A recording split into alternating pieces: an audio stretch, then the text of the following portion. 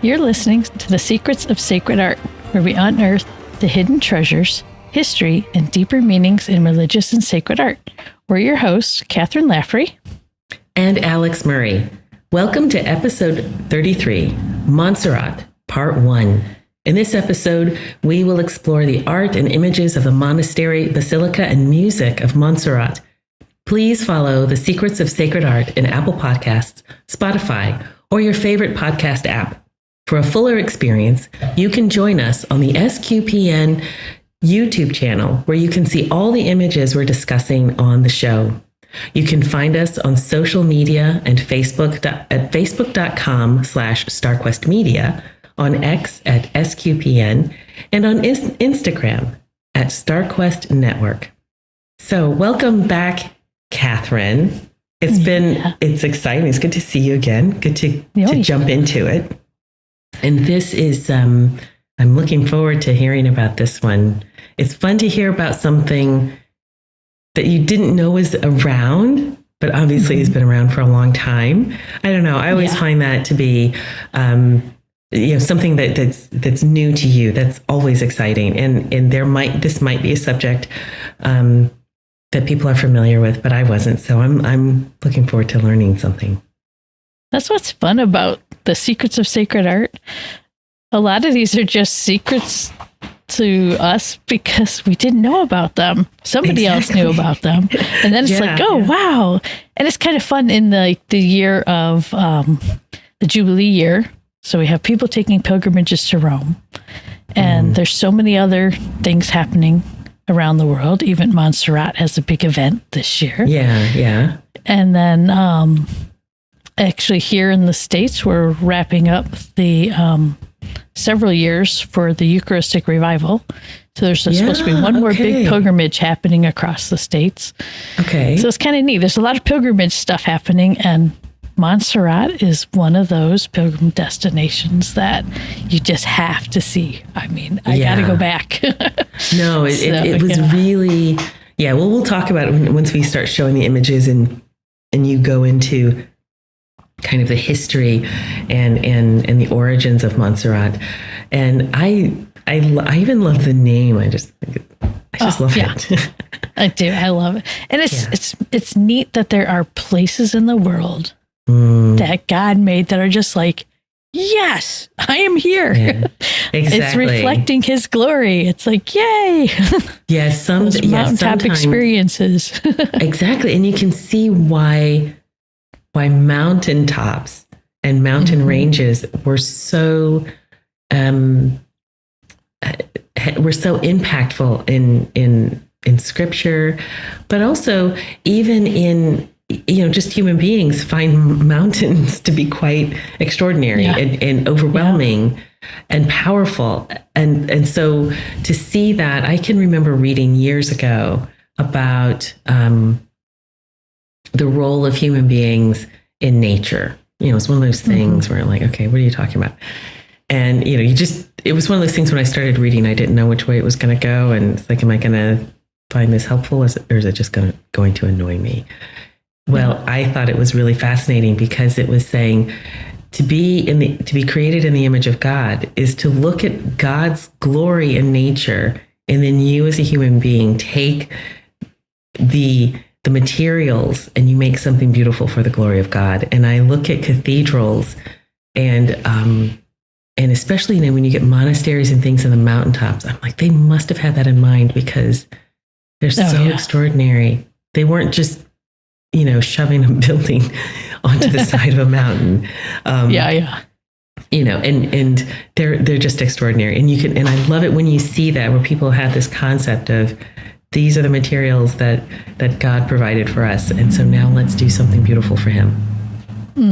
Which is what sacred art is all about. We might have to do a whole episode on, mountaintop monasteries, because I see them pop up all over the place. Yeah, there's one in Ethiopia. I'm not visiting that one. Sorry. I'm not. Oh, that was, you sent me that one where people have to walk up very dangerous little barely stairs to get there. But it's beautiful what's in it, but I don't know. I'm too attached to my earthly life. So you can see here the name Montserrat. if you look at the mountain range, it very much is what it is and named perfectly because it is basically mountain, Montserrat, serrated. Yeah. And it is a serrated mountain. And the way it's just like, boom, is right there. It's just fascinating to see. And you can see it from quite some distance. You can see on the map here, I did a big Mediterranean map just to give people an idea of where it is in Europe. So we have northeast Spain near Barcelona, and Montserrat is just a little farther north of the city and off the coast. And it's fascinating. Just the whole area is so beautiful to see how it was set up, how old it is too, is just amazing. And I learned stuff about the peninsula I did not know. Okay. So the formation of the peninsula and the mountain itself, they're saying like 50 million years old, part of a sea bed. All of this was underwater. Well, that makes sense. Like with the tectonic plates pushing up. Yeah, cool. Yeah. And so this was actually part of like a delta area. So you had rivers coming down from where you have the even higher Pyrenees range pushing down into this area. This is like a collection. This mountain is a collection of pebbles and mud and stuff. That's all been like cemented together. It's really neat. And what happened was, as the sea dried up, this collection of pebbles gets exposed and then shaped by the wind and the rain that it wasn't exposed to before. That's so cool. Yeah. Yeah. So you get a little more geological to help push it up and stuff, but it's really fascinating when you're on top of the mountain. And I'm looking at this stone and going, this reminds me of the stuff I find in Lake Michigan. You'll get those conglomerate stones like that. It's like so cool. Yeah, that reminds me. We went on a pilgrimage to Holywell in Wales, and we walked across some pretty high hills. I mean, I felt like they were mountains, but apparently they didn't make the cut, but they could have, in my opinion. And as we were like walking along this very narrow path, I picked up a fossil of a seashell, like I can't remember the ones that are. Oh, they look like a snail shell almost. Yeah, well, yeah, but is it something armorite or something like that? I think so. But anyway, I found one of those, and we were like way up high, and yeah, very cool. It's crazy to think about the way the world has been shaped and reshaped at times. Yes. It moves around. It's fascinating. No, it's fascinating. Absolutely. And again, it just gets y'all excited for like, wow, God is amazing. Yeah. So I did not have a chance to get to the top of the hill. I would love to go back to get to the top of the hill sometime. But some of the views are just breathtaking. And actually from the highest point I got was just within the monastery area. Still breathtaking views. Incredible. So the picture at the top there of St. Jerome's Summit, that's the highest point in this range. And that's at 1,236 meters above the valley floor. So you're up there a ways. Yeah. They say on a clear day, like in the bottom picture there with the cross, on a very clear day, you can see to the Pyrenees and all the way to the Mediterranean. Wow. So big views. Yeah. Unfortunately, when I was there, my picture's the one that says St. Michael's Cross. You can see how hazy it was for us that day. Yeah, but it's still beautiful. The roads. Still gorgeous. I mean, just watching the hills disappear into the haze was gorgeous. But I put this arrow here just so you can see the cross in the big picture at the bottom. Yeah, okay. Is way up there on the edge of that cliff where the arrow is pointing. I love how they have like the obligatory little fence. Like, what's that going to do? because there's so many other areas on the pathway where there's no fence. I know. It's kind of like in Star Wars, you know how like they have to break through the fence. And it's like, why don't you just go around? There's like this massive open space. Or how many times Star Wars does not have a railing. Exactly. That's true. Yeah. Oh my goodness. So yeah, so this St. Jerome's is the highest point in the Cantillon lowlands. And yeah, I mean, like I said, there's hardly a spot anywhere in this area, even around the monastery, where you don't get incredible views. Yeah. There's a big variety of vegetation that's unusual, and a lot of that's because of the way the mountain range kind of impacts the climate. So you'll get, you know, a couple different tree combinations. It'll be very lush and green. You know, you'll have different temperatures depending on which side of the mountain you're on because of the shadow. Totally. So, no, I remember that. Absolutely. Yeah, it's amazing. It creates their own weather system. It's interesting. Yeah, yeah. And it's nice that all around this area is a huge national park. And so there's a great network of hiking trails, climbing. I saw when we were there, and by the way, my oldest daughter, Bridget, was like, Mom, I have to go back to Spain. She had been there 9 years before. And she goes, I need someone to come with me. It's like, oh, I guess I have to go. Okay, if you insist, yeah. But we had planned she goes, there's places I want to see, but I don't want to rush from place to place. So we would only do little half-day excursions. So we had time just to like be in Spain, as she would put it. Because I just want to feel like I live there. It's like, okay. And how many days were you there? I can't remember. We were there, I think, was it almost 2 weeks? Not including the flight time. Okay. And we spent only, and I say only, 2 days or an extended weekend in Barcelona in the area. Yeah. I already called her up and told her we're going back and we're going to spend a whole month there or something. I don't know. Oh my gosh. Maybe we could have like an SQPN pilgrimage where we could do that. Yes, that would be maybe, fun. Maybe. Yeah. No, because I would love to go. I remember getting all the photographs and stuff. They were just amazing. Just amazing. Yeah. I know some people might have seen in our Discord community when I was there. I was doing, where in the world is Kathryn now? So I was posting little pictures. Exactly. But what's really unique, besides the mountains, they're filled with caves. Yeah. Well, so I didn't even know that when we were there. I love caves. It's like, oh, that'd be so cool. So I guess they say even Gaudi might have been, he's the architect for the Sagrada Familia.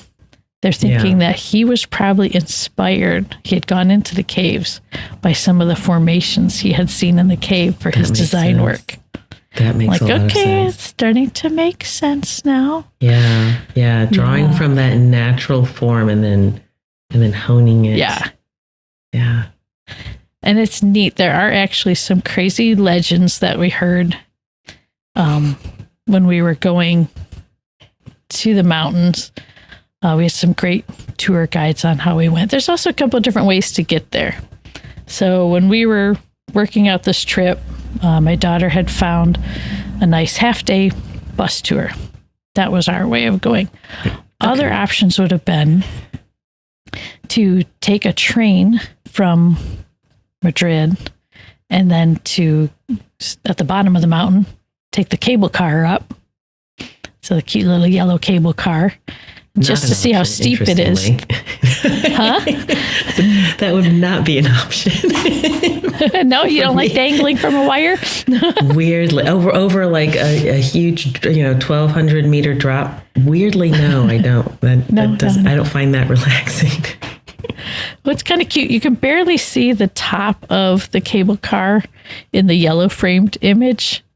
It's just, there's a big shrub in the middle, and you can see the little cable car. I do see it, yeah. Yeah. And then, we'll let this get bigger. And then the pathway that you're seeing in that yellow framed image, that's part of the original Pilgrim's Pathway the number one option for getting to the top of the mountain is to walk. Yeah. And you can actually still walk all the way from Barcelona to Montserrat. There's a path laid out. It's 57 kilometers, just over 35 miles. And it'll take you only 15 hours to get there.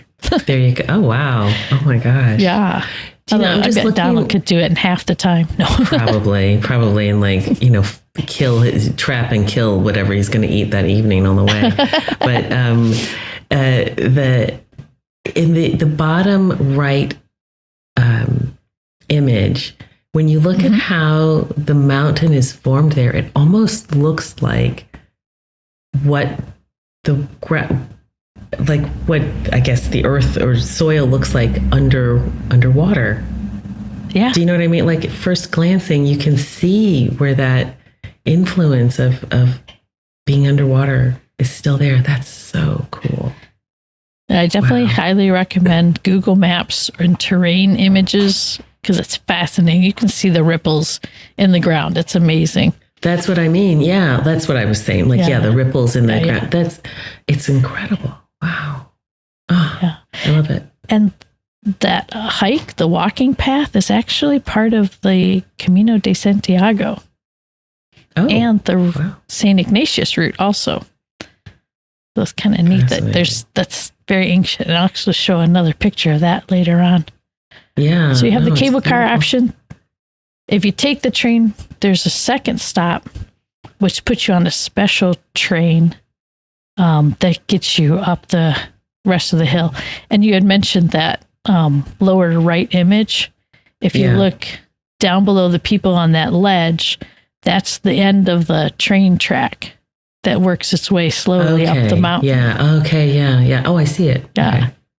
It was kind of neat when we were standing there. We actually watched a train come up, and you're like, okay, what kind of brake system do they have on that thing? Yeah, I know.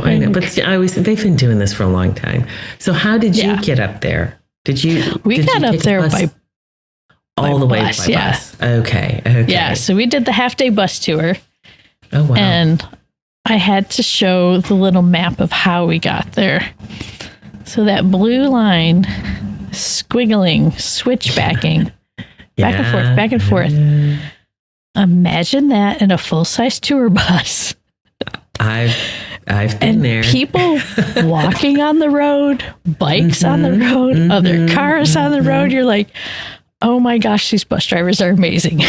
I know. That really takes me back to my years in Norway, because there were times when you think, oh, there's no way the bus is going to go down that road or that narrow mountain track. No. Oh, wow. He just did. Oh, here we are. Don't look down. It's but they do it all the time. Yeah. And actually in the picture in the middle there, it's one of our guides. We had 3 guides on our bus trip because they would take the bus load and divide it into 3 groups. Yeah. And so you went with your guide based on what your options were for that tour. Amazingly, this young man, fluent in Catalan, Spanish, and English, but his English, the amazing part, sounded like he was from Chicago. That is really And funny. He's from Barcelona. So obviously he must have had some... Well, you know what you can do, because this happened when I was learning Norwegian. And it also is the same when people are learning English. You can decide what dialect you want to learn. So he went beyond dialect into catchphrases that I'm like, this is what someone says in Chicago or the Midwest or Detroit. Oh, so he must have had like tutoring. Maybe he lived in America, or he had a lot of times what happens is wherever your teacher is from, who's teaching you the language, you pick up their dialect and their expressions. So did you ask him? I did not have a chance to ask him, but such an entertaining bus ride, even the whole ride there, as we went past something, they would point out a detail. There was one time when we were on more of the expressway, they were like, okay, you guys have half an hour to take a nap now. And then there's going to be so much information when we get to the base of the hill. Make sure you're wide awake. Yeah. So then they tell you all about everything. And that's when we learned couple legends about the hill. And one of them was, well, first of all, we had the whole geology about it being part of the water and all that other stuff. Then our guide takes over and says, now there is a legend that says the mountain was shaped by angels and serrated it with golden saws to form a throne for Our Lady. Oh, so he's like, take your pick. Which one? I was like, okay, there's kind of a both and there. Yeah, exactly. Also on our way up the mountain, we heard about UFO sightings. There's certain times a year and certain times a month. I think it's like first Tuesdays or second Tuesdays of the month. There will be people that will stay on the edge of the mountain to see UFOs, they claim. So that's one for Mysterious World. Jimmy. There you go. Yeah, maybe. Please find out more about the UFOs of Montserrat for us. Yes. And then there was one other crazy legend about an old hermit from before the time of the monastery. Because you have all these caves. So people were, men were doing like hermitages, living secluded in the mountain range. And this one goes by the name of Gary, or sometimes Fra Gary. And he has a very crazy story. He's almost like the Spanish version of Bigfoot or the Grinch, but worse. It'd be like the Grimm fairy tale version of the Grinch. Oh my gosh. So, yeah. Okay. I'll give you the brief Cliff Notes version of this guy. Okay. So do you have any images of Gary? I found one image of him, but there were so many others, and the story was so crazy. I decided, we're just going to leave it out. We'll go for the beauty stuff. But okay, the Cliff Notes version. He was a hermit before the monastery even existed, before the 800s, maybe before the 700s. Way up there in the mountain.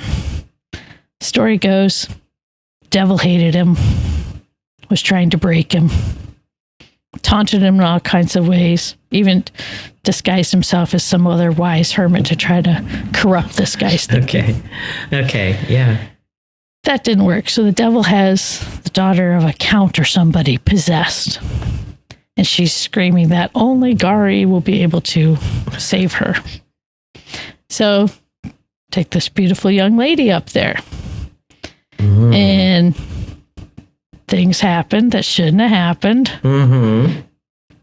Gary's all in distress, thinks he's talking to the wise one up there. And he says, well, the only thing you can do is get rid of her. So she was murdered and buried. Oh my gosh. Gary loses his mind, like, oh my gosh, what have I done? Proceeds to walk from Montserrat to Rome because he knows only the Pope will be able to hear his confession. Oh my gosh. Okay. The Pope basically curses him. Says the only way you'll know you are ever forgiven of this is if from the mouth of a babe you hear God forgive you. Until then, you will crawl on all four and be like a beast in the wild, and you'll eat roots. Oh my gosh. This is like... He crawls back to his hermitage in Montserrat. Good for Gary. Yeah. Living like a wild animal, eating roots. He's hairy now and crawling around like a little animal. And then he's hunted like a wild animal, caged, brought down the hill. And at the baptism, years later, of the Count's new daughter, the baby says, Gary, stand up, you are forgiven. Oh my gosh, that's amazing. And at that point in time, the Count says, where's my other daughter? I want to give her a right proper burial. Takes her up there only to find out, miraculously, after they dig her up, she comes to life. There you go. These are why I love these stories. That's amazing. Oh my gosh. That's insane. I mean, Yeah. that's like, that actually, all I could think of when you're talking about this is Theoden King and everything that happened with him and Wormtongue. Right? Crawling, and he goes, you'd have me crawling around like a beast. And Exactly. and then Gary was crawling around like a beast. That's actually, in many ways, it's like, I love those stories. And the only you know what reason I- I say he's like the Grinch is because one image I found of him was done on tiles, and he Yeah. was all green and hairy. Oh, wow. Oh, But he was like green. We've got to put that in the show notes, Kathryn. Okay, I'll put that. You know what? Discord. I was going to say, put it on Discord. Yep. That's exactly what I was going to say. Put it on Discord. Yeah. So one other crazy thing our mountain ride shared with us was this. See, they missed that cable car. So see the little squiggly white line through the nice lush green of the mountainside there? Yes. That's our road that we were driving on. Yeah. And when we get to one point in the curve, our guide says, everybody take a look. Do you see the little triangular arch in the cliffside? Mm-hmm. Like, yeah, okay. He's like, look up Alexander Poley, 2013. There was a guy who did a wingsuit jump from a helicopter and went through that arch. And I was That's like, insane. what? Crazy. I did put a link in the show notes so you can watch the video. It's amazing. The viewpoint that you're looking at in the picture with the road and the teeny tiny little archway is actually his viewpoint shortly after jumping out of the helicopter. Okay. Yeah. So is that him? The thing that looks a little bit like a wood pigeon flying? Is that him, or is that That is actually him flying through the arch. Yes. Bless his heart, he looks like a little wood pigeon. Doesn't look quite as amazing as it probably was. It's just that angle. So I highly recommend watching the video. It's crazy. That sounds cool. Yeah. That is crazy. So lots of interesting things happening in Montserrat. Oh yeah. There were people on the bus that were there for the nature. There were people on the bus that were there for the monastery. There were people on the bus that were there for the wine tour. Ooh, So a little bit of everything. Nice. So I'd mentioned about, we're not even to the monastery yet, and there's other things to see. This is St. Cecilia's, and so it's part of some of the earlier monasteries that were there before the big one that everybody, the Benedictine one that people go to see. So St. Cecilia's was founded first. And it is an incredibly beautiful Romanesque building. They actually recently refurbished it back to exteriorly its original Romanesque work. So they also say that it was at one point in time had a foundation or part of a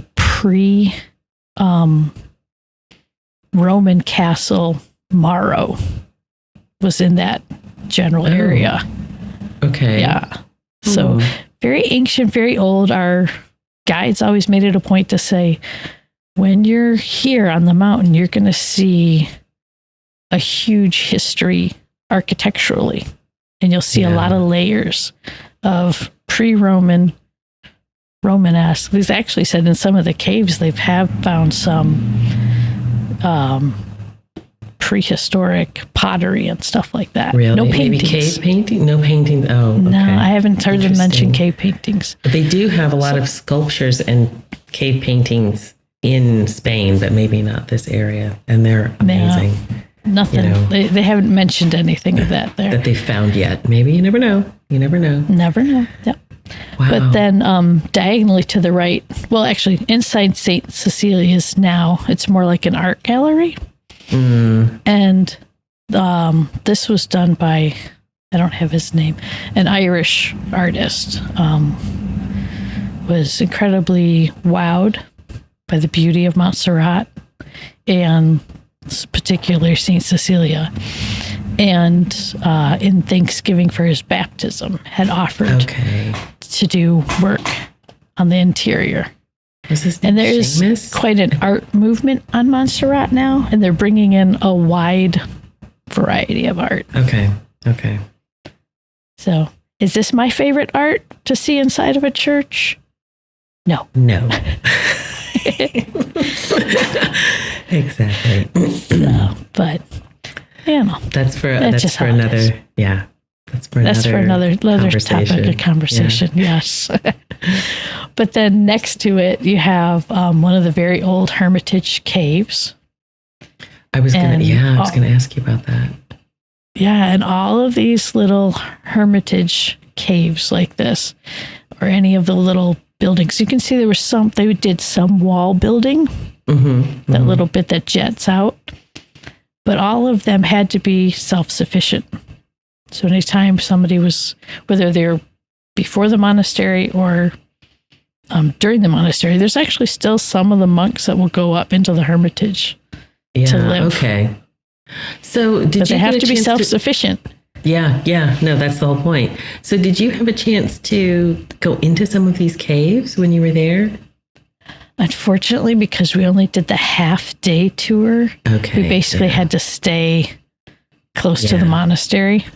Okay. And so we didn't have a chance to do the walk that takes you all the way up to St. Michael's Cross and that. And then even there's still some newer buildings, like on this ledge here in the upper left image or upper right image. Yeah. Okay, that's St. John's.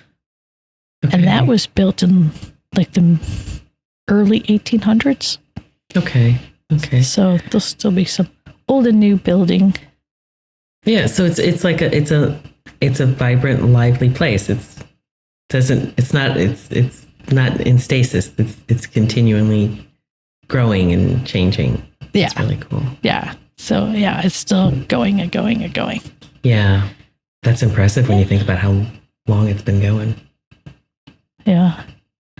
So let's take a moment. Will Alix, you want to thank our patrons for us? Of course. Yes. We would like to take a moment to thank our patrons and who make it possible for us to create the secrets of sacred art, including Alan P., Ferdinand B., Jim K., Kent L., and Claire R. Their generous donations at sqpn.com/give make it possible for us to continue the secrets of sacred art and all the shows on StarQuest. You can join them by visiting sqpn.com/give. So thank you, patrons. Thank you. Yeah.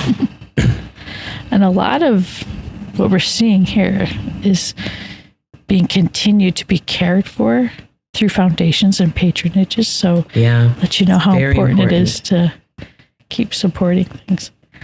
So our bus finally gets up to as far as they'll let the bus go. Okay. So we still had a little ways to walk up to get to the monastery itself. What I loved about the half-day tour is you do get just a good overall recap. And then they give you options. So you can, like I said, branch off and do maybe a hike, or there's some funiculars that will go up very steep rides to the top of the hill. And so you have those options. They'll take you in two different directions, one to St. Jerome's and one toward the St. Michael's Cross. And so they always let you know, hey, you only have so much time. So make your choices now to what you can see and do. We had a mission. We were going to see the lady.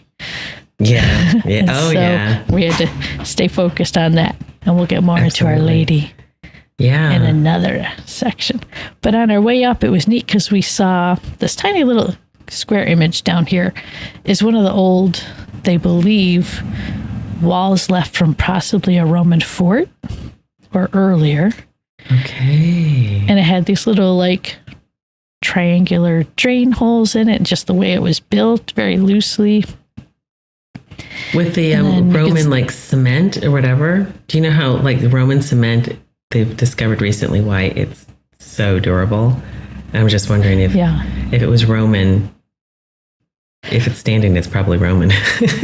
I don't know. All we got was like the tiny little like quick talk, and then off we went to the next. He's like, "Okay, keep up with me, folks." And So it was just beautiful views as you're walking from where the bus drops you off toward the monastery.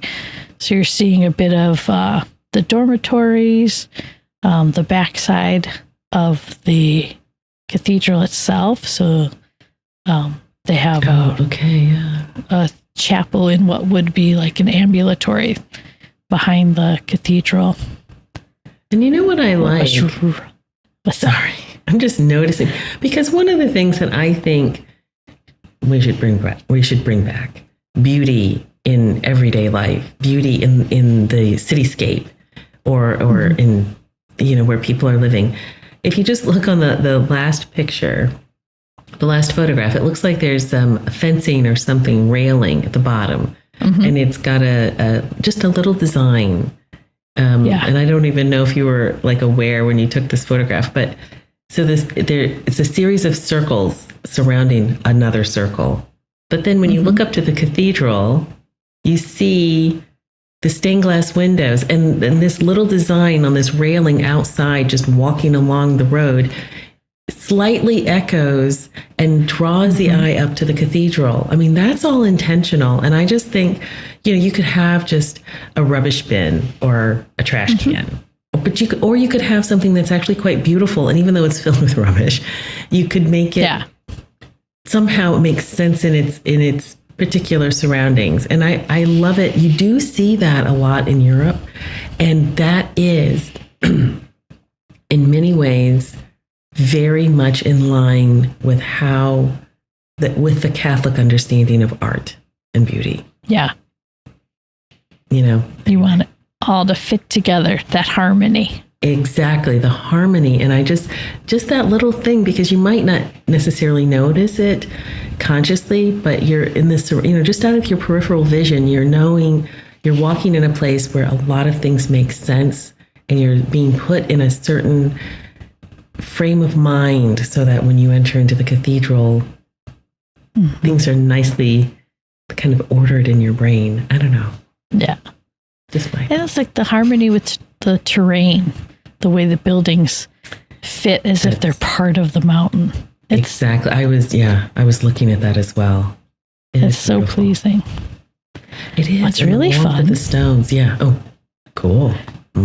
Is participating in a very old pilgrimage event. Snacks. Yeah, I was just saying, cheese and olives. Like this is my thing.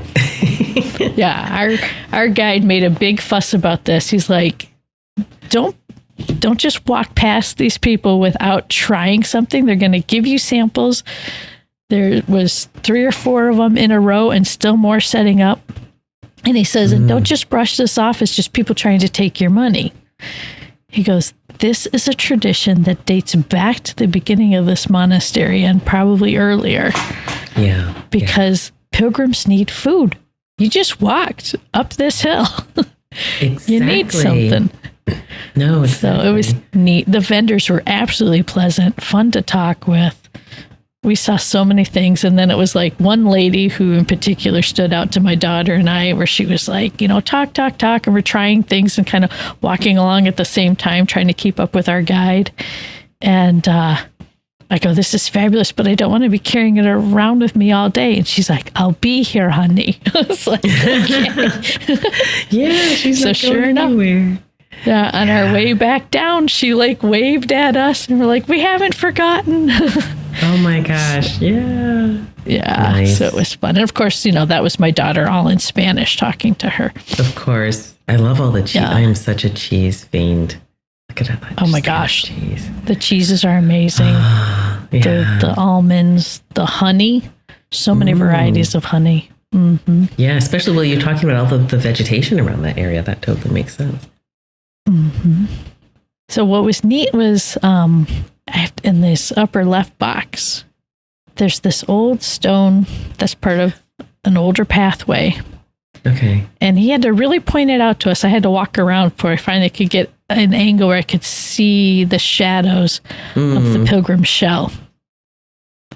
Wow. Yeah. So he says, those are like the kind of things you look for when you're on a pilgrimage. Some of those stones, could be 1,500 years old. Mm-hmm. Exactly. Exactly. Yeah. So, and you've done a nice little outline at the bottom. Yes. You've outlined. So thank you for that. Yeah. Beautiful. Yeah. So, I mean, there are the monastery area has been pretty modernized over the last couple of years because of the number of pilgrims coming. There are other shops and restaurants. There's even a bar. And then there's all the foods that come from the monastery with the Benedictine monks and also the Benedictine sisters. Okay. So all kinds of breads and treats and chocolates. I might have put a link to the shop on there because they also have, of course, Benedictines know how to make some very nice alcohols. Well, yes, they digestives. Yeah, and beer, very healthy herbal things. Yes. So theirs was this herb mix, and they put it in one of their dark chocolates that they make. I got one of those. That was good, and very good teas also. Oh my gosh. Yeah. So a feast for the senses. Yes, a little something. And again, with a half day trip, if you just want to do like a quick overview, the half day trip is wonderful. If you really want to take the time to get into it, I'd say go for a full day. If not, stay a couple days nearby. Or this is a Benedictine monastery. They do take in guests, but they're very particular that their guests are there for the purpose of prayer and spirituality. It's not a hotel. Fair enough. But they'll take good care of you. There's the pictures on the website are fabulous, and I think I would definitely recommend the virtual tour. You can see all of these places, including the guest house. Yeah. And the virtual tour is good because I did get on there and kind of play around with it. Yeah, it's good, very good. Yeah, I was on it probably too many hours the other day, so. Just reminiscing. Yeah, I was going to say memories. Yeah. Yeah. So these are interesting. But I love this gate to go into the monastery plaza. You just feel like you're going to step back in time as soon as you go through this gate. Oh, yeah. So beautiful. And it's got its layers. It's been built and rebuilt and taken care of over the years, hundreds of years. 1,000 years, maybe. This one, I'm not sure. And then through the gate, you have this nice little narrow walkway. Again, you feel like you're stepping back in time. And then we get through the end of this walkway and we're greeted by this little fellow down in the right corner. Yeah, let's talk There's about some him. modern statuary that is up in and around the area. So, I believe this one was done by the same artist who also did some sculpture work at the Sagrada Familia. Okay.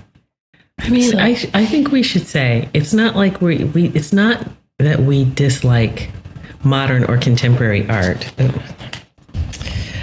Sorry, my daughter is was my daughter calling me? I should say it's not that we dislike or don't value modern and contemporary art.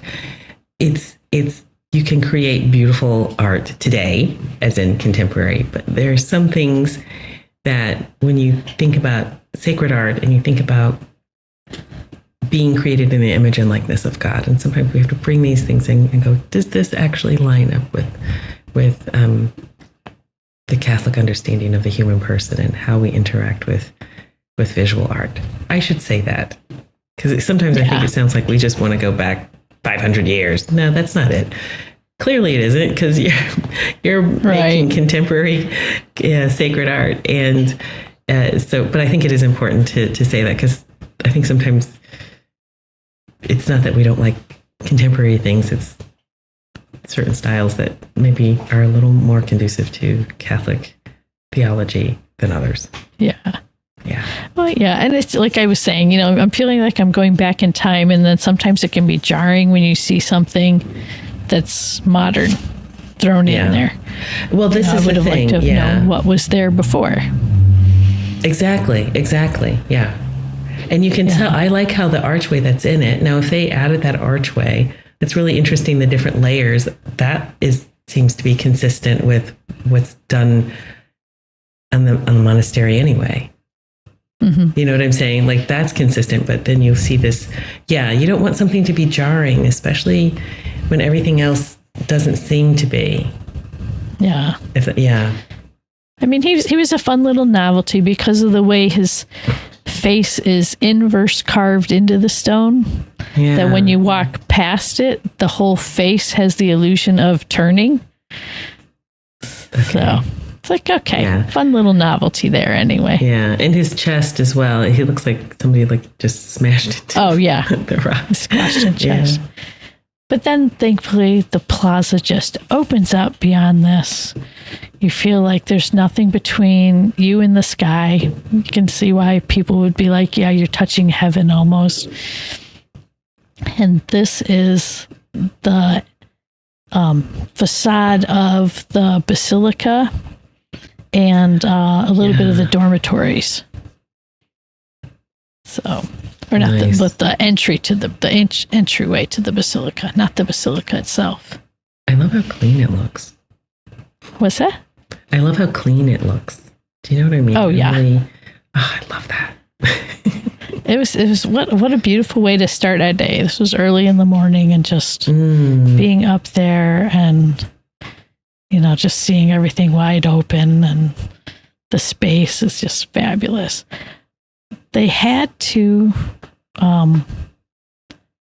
refurbish this facade because, unfortunately, war happens. Things get destroyed.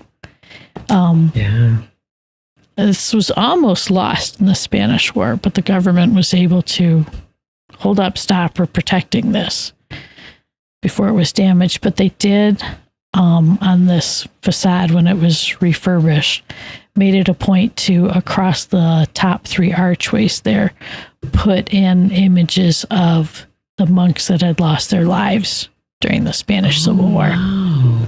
There are a lot of monks there in that relief. Yeah, so nice little tribute across. Yeah, gosh. Yeah. So then those arches at the bottom, if you follow through that center one, it takes you here. Now, this is the atrium to the basilica. So you're looking at the basilica of St. Mary of Montserrat, the facade there with the beautiful rose window. And then you'll see the colonnade for the cloister, and above are the dorms for the monks. Yeah. And can I just say, look at the proportions of everything, how harmonious it is.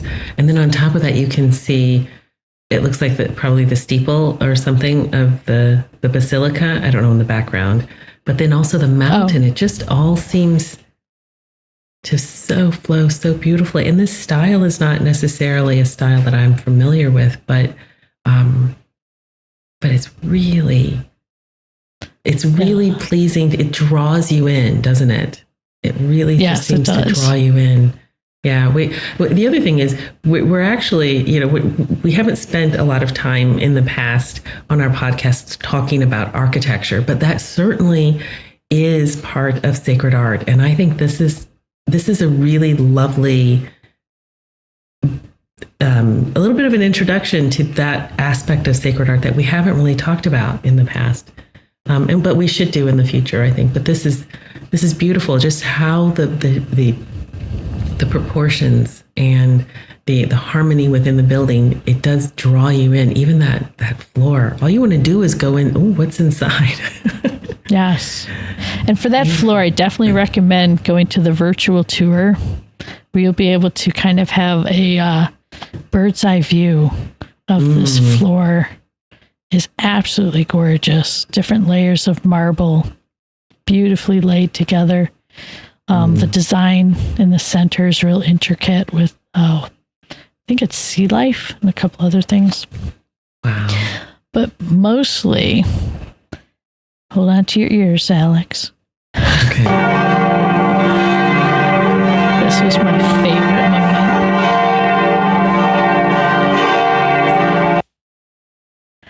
I loved hearing the bells ring when we were there. We happened to just step into the atrium and be there, and that was just, I bet you could feel the bells as much as you could hear them. Oh, yeah. Definitely could feel the bells. Wow. Yeah, so that was a beautiful moment. So again, because we did the half-day tour, we had to choose between attending the 11 o'clock mass or going on the tour to see Our Lady of Montserrat. So we ended up... Which one you did? Yeah, we did the lady. We had to go see her. Not knowing when we'd be back, but definitely going back for the mass next time, for sure. Yeah. So, but just a quick look, a viewpoint I did not get to see, but I was able to find a beautiful image. This is what it would look like stepping into the basilica for mass. Wow. And it is gorgeous. It is. I was able to see it from a side view. Yeah. Oh, the lamps are pretty significant because those lamps were put in after the Spanish Civil War. Oh, wow. And they are representative of the Cantillon style of jewelry making that was just after the Spanish Civil War. And they were donated by Cantillon towns and associations to represent the constant presence of the people of the Cantillon region with Mary of Montserrat. That's beautiful. I kind of love the idea of making jewelry for Our Lady.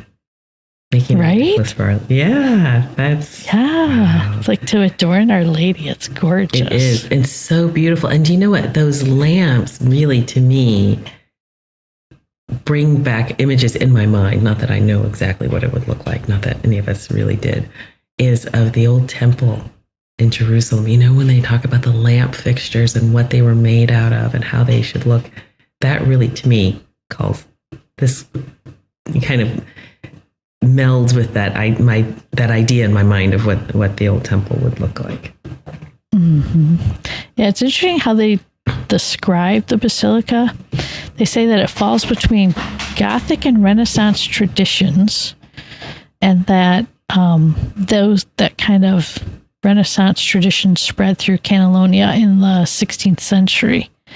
But there was damage that happened again because of the French War. The basilica was damaged and had to be rebuilt at the end of the 19th century, thanks to Napoleon. Yep. Yeah. And, don't get me started on him. And they say now that the nave decoration, as it's completed now, kind of has a Romanesque Byzantine style. Okay. So I don't know. I have really to go there neat to decide for myself. I'm joking. Yeah. I do want to go, but it looks beautiful. I have to say, I absolutely fell in love with the Cantillon language because it feels like so many different languages all at once. There were times, like we went to a mass that was all said in Cantillon. Yeah, yeah. And I was able to follow it more than my daughter, who speaks Spanish, because I had my Magnificat with me with prayers in Latin in it. Yeah. And there's a lot of parallels to the Latin. Of course. But then at times it almost sounded Slavic. It was just, it's such a beautiful language. I just loved listening to it. Yeah. Spain is the history of Spain and the Basque and the Catalans, and it's very fascinating. It's not just straightforward. Yeah. Beautiful. Oh gosh, I want to go. I know, right? I knew you would. Yes, so if you look to the right side of this picture, you'll see the black gates along the side aisle there. So those gates are what separate the nave of the church from the side aisle chapels, which is what we walked through to get to the back of the church. So before we even got to those side aisle chapels, we passed this, the small little picture up in the left there of a sarcophagus of a knight who had died. And our guide absolutely loved this, loved talking about it. Mm-hmm. Above him is Our Lady holding infant Jesus, and they're smiling down on him. The thing that our guide liked about it so much, which stood out to me, especially after Alix visiting you, and you were telling me about the knights in the sarcophagus, and it all means something, how the knights laid out. Yeah. This guy looks like he's laid down for a cozy little nap, and he's even smiling. And our guide said that the reason why he's smiling is that he fell asleep with the grace of God and the protection of Mary. And so he couldn't help but be joyful. It's like, oh, that's so sweet. Yeah. Oh my gosh. Yeah. Just, I wonder, do you remember, did you know who it was? Did they know who this knight was, or? Yeah, they probably did. It was all such a blur for me. And now I'm like going, oh, this is almost a year ago now. So I know. And then you're trying to take so much, and you are taking so much in. And then at the end of the day, you're like, I don't know what I just did. Yeah. And then this was the last time our guide was able to speak openly to us. As we went into the side aisle for the chapels, he was like, I cannot talk to you anymore. Gentlemen, take your hats off. If you take pictures, quickly, quietly. Mm-hmm. And if you need to talk to someone, please whisper. And so I love that they are respecting the space. Like, okay. Yes. This is something that is so important. So important. Yeah. And sometimes I will say this, when you go, and I would encourage our viewers and listeners to do this, when you find yourself going into a sacred space, a lot of times the beauty itself will actually change the behavior of the people. They do start to whisper. They do start to behave differently, like they're in this really special place. And that is the power of sacred art. The sacred art is communicating to you, this is not just a space. This is a really special place that is set apart, and you need to behave accordingly. And people do. They don't even have to know what's going on. They just automatically go in and they start whispering. It's fascinating. Absolutely fascinating. Everyone was very quiet. Our guide was up in front of us by maybe 10 people. And every now and then someone would tap on his shoulder and ask him, who's this? Who's this? And not all of these was I able to find labels for, but beautifully done side altars. Some of them would actually have what looked like probably burial stones on the floor in front of the altar. Yeah, like someone might have been buried there. The second one, that's all the way to the right, not the second one, but the third picture is for a St. Joseph. I don't think it's the St. Joseph. Okay. But it could be. St. Joseph of Catalan? I don't know. All I know is I saw was St. Joseph. If somebody finds it, that'd be awesome. Or if you know, put it on our Discord. But the fact that it's a St. Joseph of any kind, right away you're thinking of carpentry. This whole thing was so ornately carved from wood. Beautiful. Yeah. Absolutely beautiful. And gilded as well, or is that metalwork? Yeah, and gilded, yep. Nice. When you're at the St. Joseph side altar and you turn, you can see into the nave of the church really well and see just how beautifully the archways are stacked upon each other. There's that harmonious layers, just when the building just sings to you. This is it. Oh, it's beautiful. It's beautiful. And you can see a little bit of the chains from the hanging lamps. Okay, yeah. And one of the old organs too. Nice. Of course, the next picture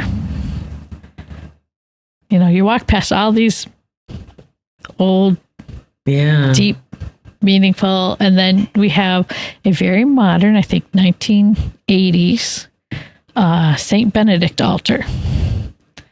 It's very interesting, plain. I'm guessing trying to reflect the humility of Saint Benedict.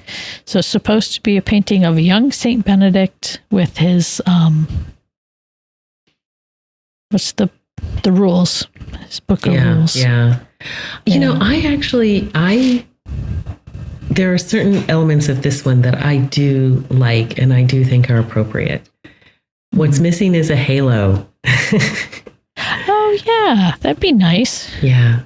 But I do like the depth of his of the robes and his feet, his bare feet to show humility. I do. I think that's. I mean, you can have something that is very simple and beautiful, and I think in many ways this has done that. Except I'm just wondering where his halo is, because he. What was that? I'm just wondering where his halo is, because he needs one. If he's a saint, that's why. That's a big way to communicate to someone you're looking at a saint. You shouldn't have to read underneath it and go, "Oh, this is Saint Benedict." Sacred art is designed so that you don't have to be text dependent if you're not able to be. And so this is really, it just looks like a person, but it's a particular person. And yeah, when I first saw it and seeing the date of the painting, I was assuming that it was at first a more contemporary monk who had been there maybe during the Spanish War or something like that. So it wasn't until reading the little placard that I saw that, okay, this is you shouldn't Benedict. have to do that. And also, now one of the things in defense of this person who painted it, I'm just thinking about the black robe and Saint Benedict's relationship with ravens. Ah, okay. I could pull that out, but again, got to give me more information to let me know who this is. Yeah. I mean, it's neat. It's really nice. Yeah. But then here, this one, we got to go full screen on. Wow. Oh, totally. Oh my gosh. Okay. So this is called the Porta Angelica. So the Port of Angels. All carved in white alabaster. Even the candlesticks. Pillars.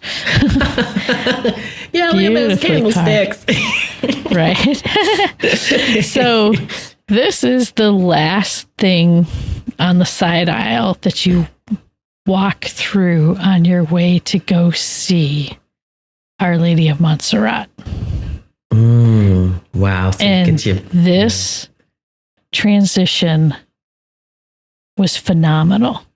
Because you're ascending upstairs, you have to go through this doorway of angels and then work your way through to Our Lady, which we'll get more in depth in the second episode of Montserrat. Yes. To let you see this.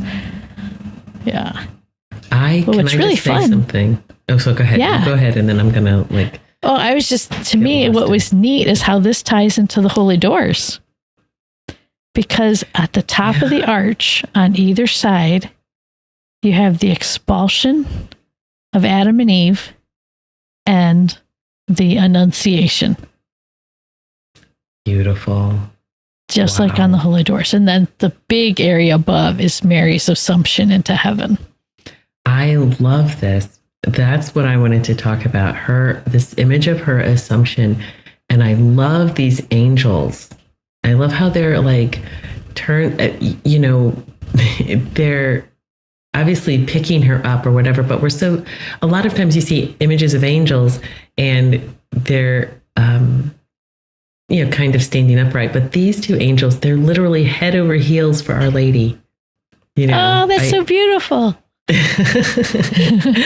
I love it. I just love it. It's visually, it's really, really different. And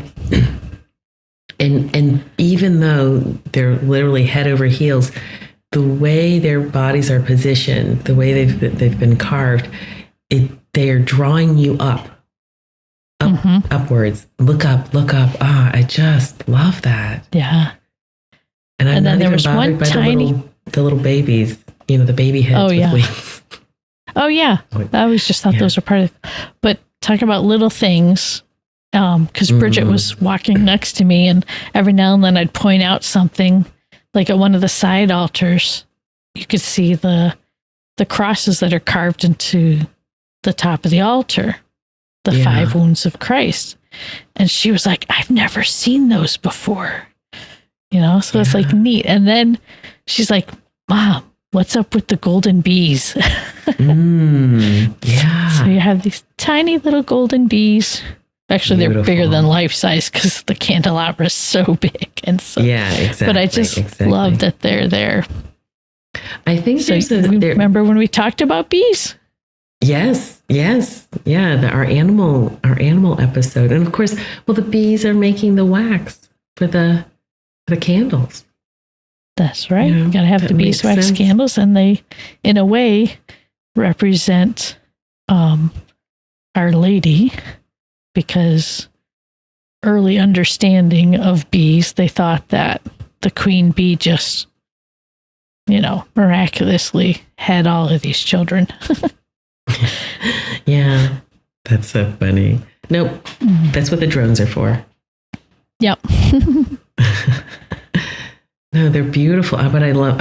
Of course, I love any time we bring animals into sacred art. I love it. This is incredible. Oh, talk about animals in sacred art. Oh my gosh, Kathryn. Right? So this is the ceiling of the stairway in the center there. Oh, wow. And this mosaic was actually done by Father Bennett Martinez, and he's one of the monks in Montserrat. Wow. So I wish the camera could actually capture how this just glowed with gold. I can imagine. Yeah. But just to make sure, I think I have to go. To make sure I'm right. Yeah. I mean, you have this whole archway filled with birds in the center, the stars, the moon and the sun. There's our moon and the sun all the way back to the beginning, Alix. Yeah. I saw the moon. Oh, now and I see the sun. Very cool. Yep. Wow. And the flowers.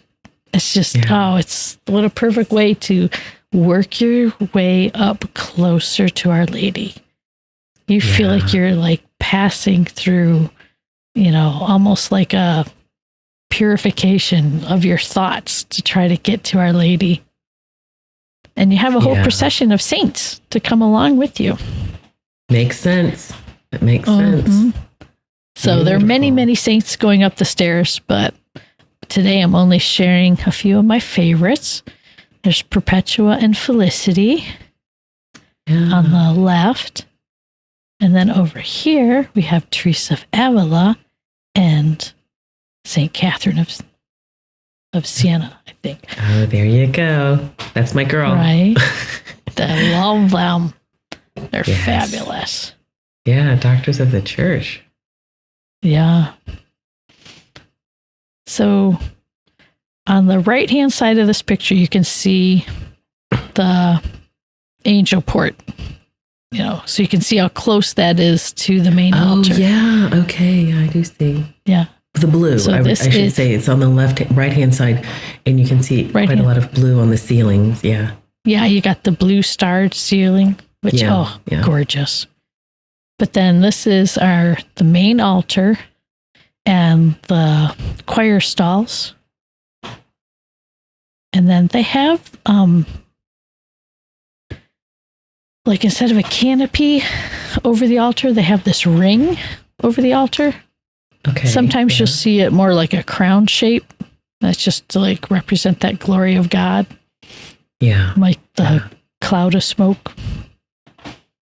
Okay. Yeah. Yeah. And then up above that, in the archway that's glowing just above that ring, is where Our Lady of Montserrat sits. I love how it's glowing and like in warm candlelight, not in a creepy, not in a mysterious way, but in a warm, welcoming way. Yeah. But we'll get more details on her and what else is back there with her in our next one. Yeah. But I want to talk about who's up there in this monastery, because the Benedictine monks are commemorating their 1000th anniversary this year. Wow. Must be doing something right. Yeah. Founded in 1025. So their abbot was Oliba of Ripoli and Kusha, and he's the Bishop of Vic. And it says that back in 1880, the mountain of Montserrat, there was already a small hermitage. Oh, sorry, I said 18. I know, farther back than that, folks. I know, it's hard to even grasp. Yes, hard to grasp. It's hard not to say that, right? I know, because 1888 is a long time ago. Right. Okay. Yeah. So 880, way back. There was a small hermitage that was dedicated to the Virgin. And it was not until a few decades later, in 1025, that a group of monks from Ripole, sent by their abbot, built the Benedictine monastery next to the hermitage. And so that's how Montserrat was formed. And you have the Benedictine monastery. There was also Marian sanctuary. You have a place of prayer, evangelical life, pilgrimage, hope, just like our Jubilee Year of Hope. And they were strong promoters of peace during their founding.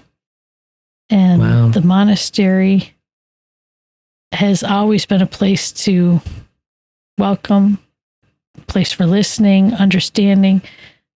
They've actually welcomed some unusual guests. One of them was one of Hitler's treasure hunters looking for the Holy Grail. And the monks was kind of like, okay, we're going to take this guy in. We're going to listen to him. Be nice, like we are. And then, of course, they reported what happened after he left. So, yeah. Oh, wow. Yeah. But the community of monks will celebrate every day their conventual mass at 11 a.m. And in that top picture there, you can see them gathering for mass. And actually, we'd like to right now just watch a short video clip of the opening of mass.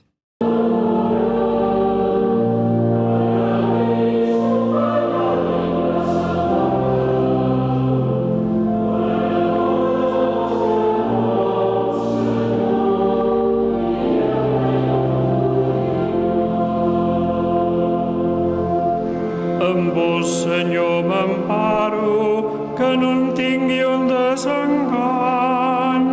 Allibereu-me vos que sou bo, no trigueu, escolteu i allibereu-me.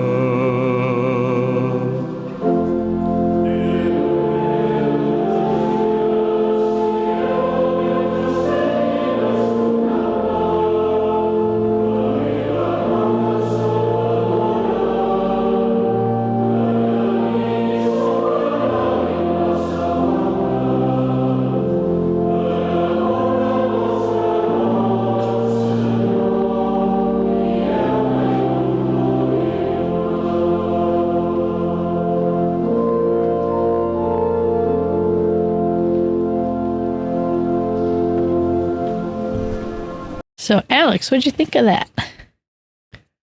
That's amazing. I mean, the whole thing is, it's so, I don't want to say it's otherworldly, because it isn't. It's part of the human world and human experience and Catholic experience. And again, it just draws you in and you kind of want to participate with them. You know what I mean? That's what I think religious life, I've always found it to be so fascinating. People who are called to the religious life, I mean, we're all to a degree called to that contemplative, prayerful life, and then going out into the world as lay people. But sometimes I just find that, what must that be like? It's beautiful, absolutely beautiful. Mm-hmm. Yeah, I was sad that we weren't able to fit the mass in when we were there for our tour.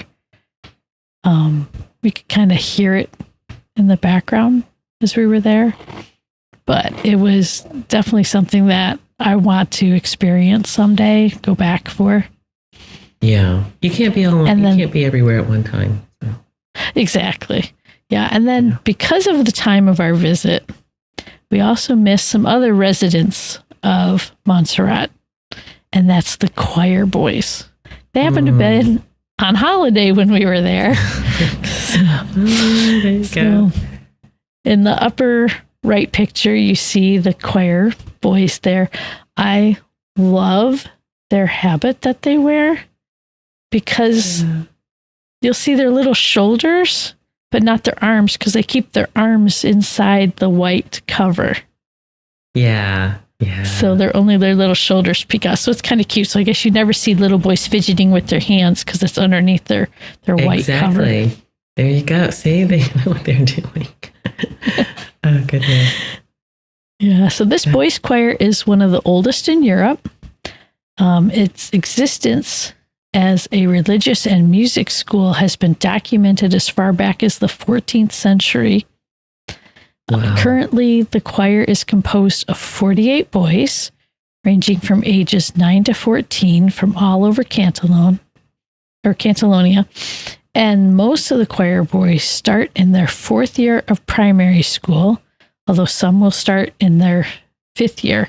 Our tour guide had mentioned to us that by the time these boys apply, most of them know how to play at least 3 instruments.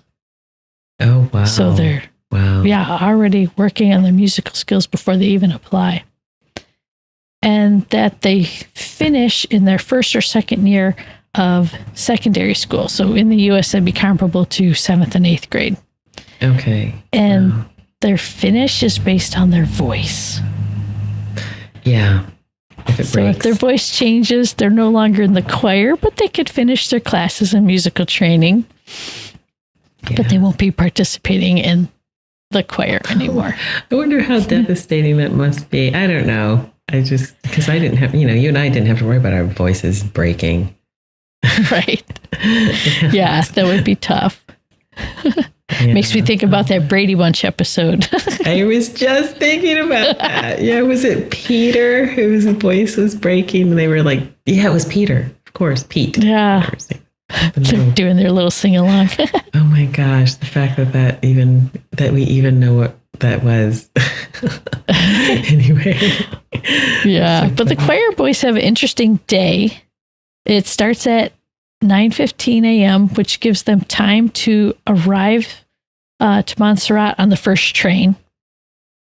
And then Monday through Friday at 1300 or 1 p.m., they sing the Salve. And then they have some lunch, some playtime, afternoon classes. And then they'll do some more rehearsals, and then they'll sing again at 19:15. So that'd be 7:15 in the evening. Yep. And then they have the option of going home or staying in the residence hall and having dinner there and spending the night. They say the 4th graders, though, don't stay up that late. They actually end their day of school 2 hours earlier for the younger ones. And of course, everything happens a lot later in Spain. Yes. Than it does in other parts of Europe and America, because that's just the way it is. Yeah. So I'd like to take a moment now so that we can listen to the boys sing. Their voices are angelic.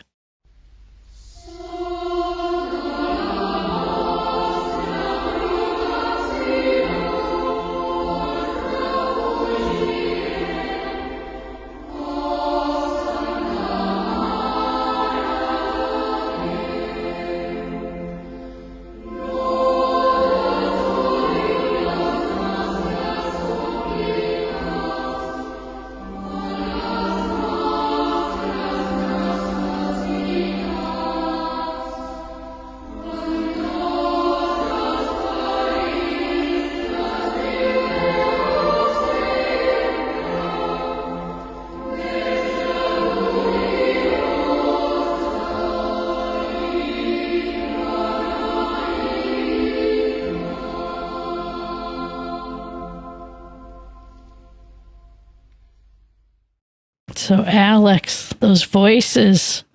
I know. Do you know what? I listened to that, and then when I was just looking at the website. So again, let's encourage everyone to take a look at the show notes and the links. You can actually hear them.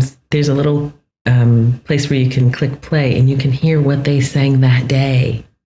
Yes, so that's so cool. Yeah, I listened to that. I really enjoyed it. Beautiful. And I do love the voices of choir boys. They're just beautiful.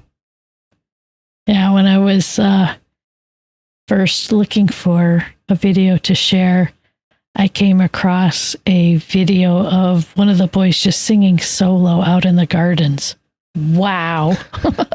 I know. It was just unreal. I know. And do you know, again, these are these beautiful Catholic traditions that we want to keep going and even get started, just because it's happening over in the old world, it doesn't mean that and I do know that there are choirs, there are scholas for young boys in the States. And I think that's fantastic. Absolutely fantastic. It's all part of giving glory to God. That's for sure. Mm-hmm. Well, being a former school teacher, I wanted to look at the curriculum and see what the kids were learning. And they do have a very full curriculum besides the music. And they say that any of these boys can easily go from being in the boys' choir to then classes back in any other school and just pick up without losing anything. Exactly. And it's such a big staff of teachers. Wow. Were you tempted? Weren't just monks. Yeah. No, it looked very impressive on their website. Very impressive. And the choir director, what he's accomplished. Yeah, these are kind of top-notch people. Yeah, there's been quite a few famous composers and musicians. I didn't look up their names, so I just saw that they had mentioned, and our even bus driver noted that there's a lot of really high-quality musicians, composers that come out of this choir. Yeah, makes sense. No, that makes the rigor of their training totally makes sense. Yeah. Yeah. And it was neat to learn just last school year. So they said started 23 to 24, the school year, they started the Schola Cantorum, which sings on the weekend, one weekend a month. It parallels the tradition of the boys' choir. And the Schola sings in the monastery and gives the boys a break from singing so they can take a little break. The girls and boys that make up the Schola have an opportunity to sing the liturgy in Montserrat, to train in all the various aspects of vocal training, spiritual experience, natural environment, and culture. And they also learn through the activities of the people and teachers and the monks in the monastery that are there.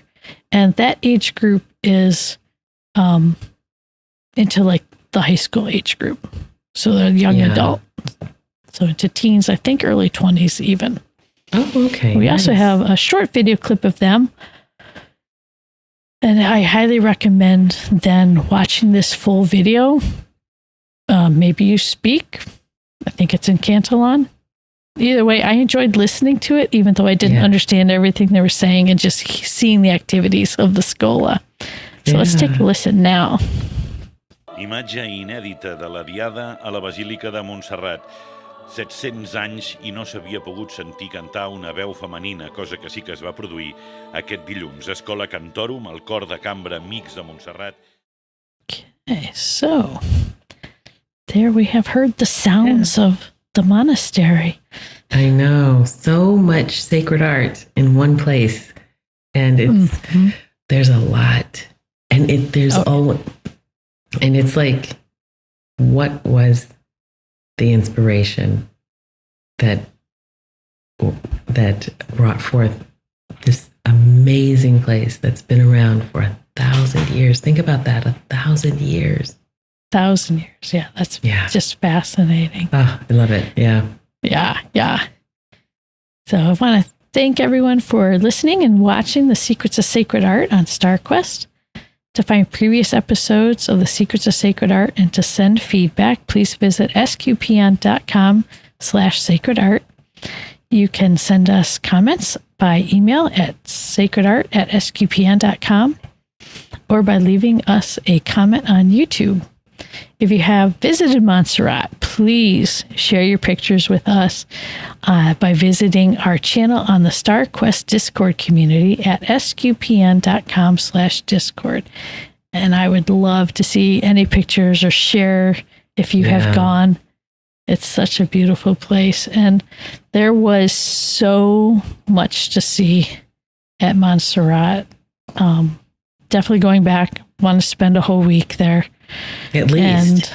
At least, yes. And of course, spend more time with our lovely lady. Our Lady of Montserrat. Yeah. Wow. A really fascinating. I think you did a really good job setting up, getting to know the context of which this incredible statue is placed and how she's in, where she sits. Do you know what? The whole thing speaks of her royalty, which I love. But anyway, but thank you, everybody. This was fun, Kathryn. I can't wait for part 2. Yeah, because we'll be back next time. Take a closer look at the image of Our Lady of Montserrat. We'll also talk about her influence on St. Ignatius of Loyola. And we'll also take a look at other similar images to Our Lady. She's not the only quote-unquote Black Madonna out there. Yeah, exactly. So I'm Kathryn Laffrey. And I'm Alix Murray, hoping you find something beautiful. Bye-bye.